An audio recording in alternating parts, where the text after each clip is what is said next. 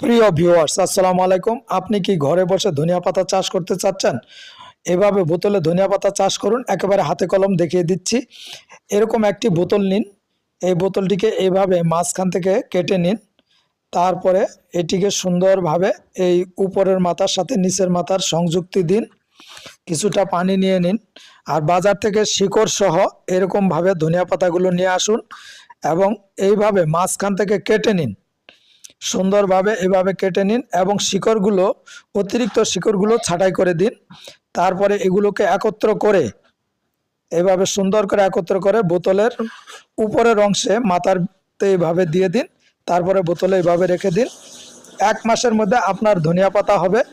আপনি সুন্দরভাবে এই ধনিয়া পাতাগুলোকে খেতে পারবেন। পারিবারিক চাহিদা পূরণ হবে। ভিডিওটি ভালো লাগলে লাইক করুন, কমেন্ট করুন। প্রিয় ভিউয়ার্স, আসসালামু আলাইকুম। আপনি কি ঘরে বসে ধনিয়া পাতা চাষ করতে